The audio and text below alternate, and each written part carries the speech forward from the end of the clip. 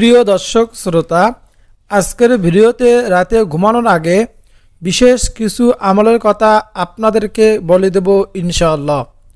আমলগুলো খুবই সংক্ষিপ্ত, খুবই ছোট, কিন্তু এর গুরুত্ব ও সওয়াবের দিক থেকে অনেক বেশি। বলুন সুবহানাল্লাহ। প্রিয় দর্শক, ভিডিওটি খুবই গুরুত্বপূর্ণ, তাই ভিডিওটি আপনি শুরু থেকে শেষ পর্যন্ত দেখুন, শুনুন, ইনশাআল্লাহ আপনার অনেক অনেক ফায়দা হবে।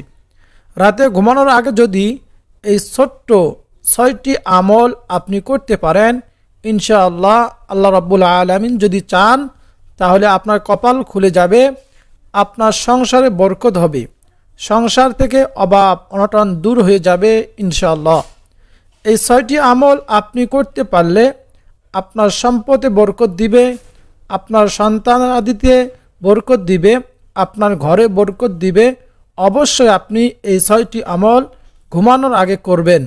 প্রিয় দর্শক, এই 6টি আমল যদি আপনারা করে ঘুমাতে পারেন তাহলে ফজর পর্যন্ত ঘুমিয়ে থেকেও সারা রাত ইবাদত বন্দেগী করার সওয়াব পাবেন। বলুন সুবহানাল্লাহ। প্রিয় দর্শক, তাহলে চলুন সরাসরি এই 6টি আমলে চলে যাই। 1 নম্বর আমলটি হলো উজু করা। হযরত আবু হুরায়রা রাদিয়াল্লাহু তাআলা আনহু বর্ণনা করেন, রাসূল করিম সাল্লাল্লাহু আলাইহি সাল্লাম বলেন, যখন কোনো মুসলিম অথবা মুমিন বান্দা উজু করে আর সে তার মুখ ধৌত করে, তখন উজুর পানি অথবা উজুর পানি শেষ ফোটার সঙ্গে সঙ্গে তার চেহারা থেকে সব গুনাহ বের হয়ে যায়, যা সে তার 2 চোখ দিয়ে দেখেছিল। আর যখন সে তার 2 হাত ধৌত করে, তখন উজুর পানি শেষ ফোটার সঙ্গে সঙ্গে তার উভয় হাত থেকে সকল গুনাহ বের হয়ে যায়, যা সে হাত দিয়ে ধরেছিল, এমনকি শেষ পর্যন্ত সে তার গুনাহ থেকে পাক হয়ে যায়। তিরমিজি, মুসলিম শরীফের হাদিস। বলুন সুবহানাল্লাহ। প্রিয় দর্শক, এই জন্য আমরা ঘুমানোর আগে অবশ্যই উজু করে তারপর বিছানা গিয়ে ঘুমাবো। প্রিয় দর্শক শ্রোতা, 2 নম্বর আমলটি হলো আয়াতুল কুরসি পাঠ করা। এই আয়াতুল কুরসি পাঠ করে ঘুমালে এরকম বাসা বাড়ির নিরাপত্তা দান করবেন মহান আল্লাহ তাআলা। আমরা ঘুমানোর আগে অবশ্যই কমপক্ষে একবার আয়াতুল কুরসি পাঠ করে ঘুমাবো। 3 নম্বর আমলটি হলো দোয়া পড়া। হযরত হুযায়ফা রাদিয়াল্লাহু তাআলা আনহু বর্ণনা করেন, রাসূল করিম সাল্লাল্লাহু আলাইহি সাল্লাম রাতে নিজ বিছানায় শোয়ার সময় নিজ হাত গালের নিচে রাখতেন, তারপর দোয়াটি বলতেন। দোয়াটি হলো, আল্লাহুম্মা বিসমিকা আমুতু ওয়া আহইয়া। আবারও বলছি, আল্লাহুম্মা বিসমিকা আমুতু ওয়া আহইয়া। অর্থ হলো, হে আল্লাহ, আপনার নামেই মরি, আপনার নামেই জীবিত হই। বলুন সুবহানাল্লাহ। আর যখন ঘুম থেকে জাগতেন তখন বলতেন, আলহামদুলিল্লাহিল্লাযী আহইয়ানা বা'দামা আমাতানা ওয়া ইলাইহিন নুশুর। আলহামদুলিল্লাহিল্লাযী আহইয়ানা বা'দামা আমাতানা ওয়া ইলাইহিন নুশুর। অর্থ, সে আল্লাহর জন্য প্রশংসা, যিনি মৃত্যুর পর আমাদের জীবন দান করলেন এবং তার দিকে আমাদের পুনরুত্থান হবে। বুখারী শরীফের হাদিস। প্রিয় দর্শক শ্রোতা, আমরা অবশ্যই ঘুমানোর সময় দোয়া পড়ব এবং ঘুম থেকে জাগ্রত হওয়ার সঙ্গে সঙ্গে এই দোয়া পড়ব। 4 নম্বর আমলটি হলো সূরা মুলুক তেলাওয়াত করা। নবী করিম সাল্লাল্লাহু আলাইহি ওয়াসাল্লাম বলেছেন, যে ব্যক্তি নিয়মিত সূরা মুলুক তেলাওয়াতের আমল করবে সে কবরের আযাব থেকে মুক্তি পাবে। তিরমিজি শরীফের হাদিস। সূরা মুলুক রাতের বেলা পড়া উত্তম, তবে অন্য যে কোনো সময় পড়া যাবে। হাদিস পাকে এসেছে, নবী করিম সাল্লাল্লাহু আলাইহি ওয়াসাল্লাম সূরা মুলুক তেলাওয়াত না করে রাতে ঘুমাতে যেতেন না। তিরমিজি শরীফের হাদিস। হযরত জাবের রাদিয়াল্লাহু তাআলা আনহু বর্ণনা করেন, রাসূল করিম সাল্লাল্লাহু আলাইহি ওয়াসাল্লাম আলিফ লাম মিম তানজিল ও তাবারাকাল্লাযী অর্থাৎ সূরা মুলুক না পড়ে কখনো ঘুমাতে যেতেন না। প্রিয় দর্শক শ্রোতা, আপনারা যদি পড়তে পারেন অবশ্যই সূরা মুলুক তেলাওয়াত করে ঘুমাবেন, আর যদি পড়তে না পারেন তেলাওয়াত শুনলেও আপনার আমলটি হয়ে যাবে। 5 নম্বর আমলটি হলো সূরা নাস, ফালাক ও ইখলাস পড়া। আমরা এই ছোট ছোট সূরাগুলো সকলেই পড়তে পারি কম বেশি। নিরাপত্তার জন্য এই 3টি সূরা আমল করা খুবই গুরুত্বপূর্ণ। রাসূল করিম সাল্লাল্লাহু আলাইহি ওয়াসাল্লাম বলেছেন, যে ব্যক্তি সকাল বিকাল সূরা ইখলাস, সূরা ফালাক এবং সূরা নাস 3 বার পড়বে, এগুলোই তার সব কিছু নিরাপত্তার জন্য যথেষ্ট হবে। বলুন না সুবহানাল্লাহ। হাদিসের একাধিক বর্ণনায় এ সূরার অনেক বৈশিষ্ট্য ও প্রাপ্তির কথা উঠে এসেছে। হযরত আয়েশা রাদিয়াল্লাহু তাআলা আনহা বর্ণনা করেন, রাসূল করিম সাল্লাল্লাহু আলাইহি ওয়াসাল্লাম প্রতি রাতে যখন ঘুমাতে যেতেন তখন নিজের উভয় হাত একসঙ্গে মিলাতেন, তারপর সূরা ইখলাস, সূরা ফালাক, সূরা নাস পড়তেন এবং উভয় হাতে ফুঁক দিতেন।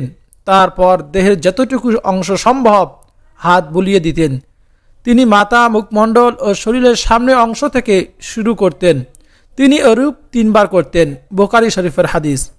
প্রিয় দর্শক, অর্থাৎ কুল হু আল্লাহু আহাদ আল্লাহুস সামাদ সূরা ইখলাস, কুল আউযু বিরাব্বিল ফালাক মিন শাররি মা খালাক সূরা ফালাক, কুল আউযু বিরাব্বিন নাস মালিকিন নাস ইলাহিন নাস এই সূরা নাস রাসূল করিম সাল্লাল্লাহু আলাইহি ওয়াসাল্লাম 3 বার পরে উভয় হাতে, দোনো হাতে ফুঁক দিতেন।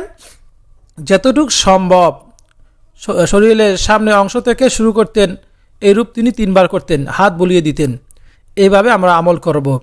প্রিয় দর্শক শ্রোতা, সর্বশেষ 6 নম্বর আমলটি হলো 3 তাসবিহ পড়া।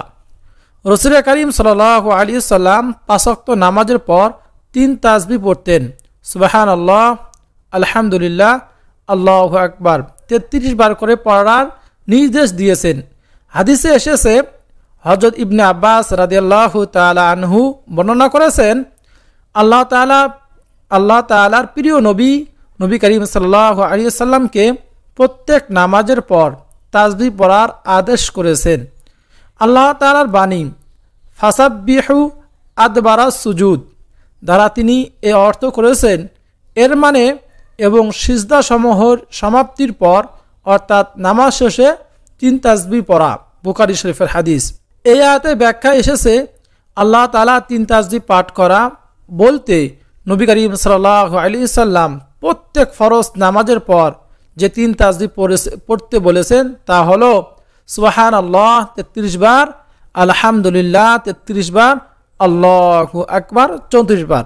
সুবহানাল্লাহ 33 বার, আলহামদুলিল্লাহ 33 বার এবং আল্লাহু আকবার 34 বার। শুধু প্রত্যেক ফরজ নামাজের পরে নয়, এই 3 তাসবিহ সকাল সন্ধ্যায় যখন পড়ার কথা বলেছেন বিশ্বনবী, তেমনি তিনি রাতে শোয়ার সময়ও এই 3 তাসবিহ পড়ার কথা বলেছেন।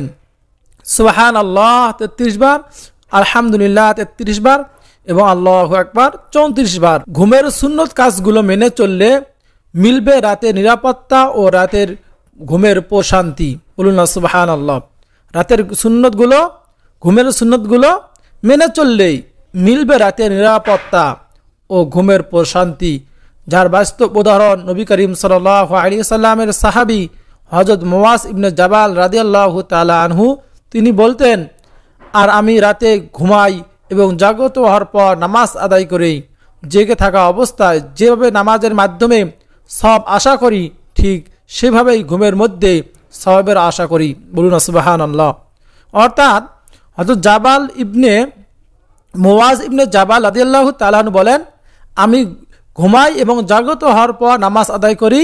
জেগে থাকা অবস্থায় যেভাবে নামাজের মাধ্যমে সওয়াবের আশা করি, ঠিক সেভাবে ঘুমের মধ্যে সওয়াবের আশা করি। বুখারী শরীফের হাদিস।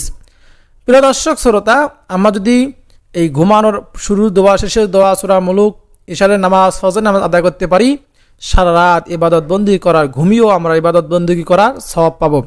আল্লাহ তাআলা আমাদের সকলকে ঘুমের উল্লেখিত সুন্নতগুলো যথাযথভাবে আদায় করার তৌফিক দান করুন, আমিন।